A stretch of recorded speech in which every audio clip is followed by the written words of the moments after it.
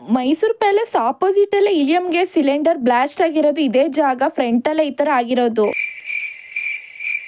Hi hello ನಮಸ್ಕಾರ, ನಾನು ನಿಮ್ಮ ತೇಜು ಬ್ಲಾಗರ್. ಇವತ್ತು ನಾನು ಉಪವಾಸ ಇದ್ದೆ, ಅದಕ್ಕೆ ಯಾವುದೇ ತಿಂಡಿ ಮಾಡಿದೆ.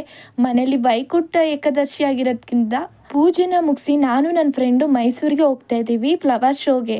Mysuru winter festival 2025 December 21 start ಆಗಿದೆ. ನಾಳೆ ಒಂದಿನ ಮಿಸ್ ಮಾಡ್ಕೋಬೇಡಿ, ತುಂಬಾನೇ ಚೆನ್ನಾಗಿದೆ. ವಿಂಟರ್ ಫೆಸ್ಟಿವಲ್ ಪ್ರಯುಕ್ತ ಮೈಸೂರು ಪ್ಯಾಲೇಸ್ ನಲ್ಲಿ ಮಾರ್ನಿಂಗ್ 10 AM to PM ತನಕ ಫ್ಲವರ್ ಶೋನ ಆರ್ಗನೈಸ್ ಮಾಡಿದ್ದಾರೆ.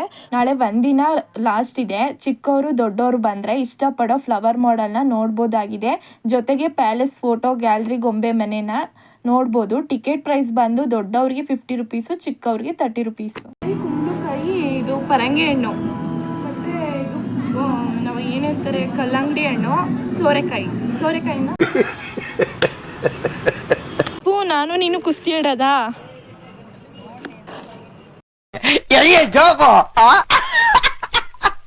ನಾನು ಸ್ಪೂ ಮೈಸೂರು ಪ್ಯಾಲೇಸ್ನ ನೋಡ್ಕೊಂಡು ಆನ್ ದ ವೇ ಹೋಗ್ತಾ ಇದೀವಿ ಸಿಟಿ ಬಸ್ ಸ್ಟ್ಯಾಂಡ್ ಹತ್ರ. ಅಲ್ಲೇ ಕರ್ಮೇನಿತ್ತು, ಊರಕ್ಕಿಂತ ಇಲ್ಲಿ ಕಮ್ಮಿ ಇರುತ್ತೆ ಅಂತ ತಗೊಂಡೆ. ಮನೆಗೆ ಬಂದು ಕೇಳಿದ್ರೆ ಅಲ್ಲೂ 50 ರೂಪಾಯಿ, ಇಲ್ಲೂ 50 ರೂಪಾಯಿ ಅಂತೆ.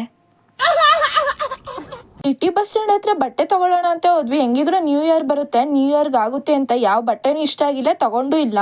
ನಾನಂತೂ ಫಾಸ್ಟಿಂಗ್ ಅಲ್ಲಿ ಇದೆ, ತುಂಬಾ ಹೊಟ್ಟೆ ಹಸಿತಿತ್ತು. ಅದಕ್ಕೆ ಸುಮಂಗಲಿ ಆಪೋಸಿಟೇ ಇದೆ, ಇಲ್ಲಿ ಕಲ್ಲಂಗಡಿ ಮತ್ತೆ ಪೈನಾಪಲ್ನ ತಗೊಂಡೆ.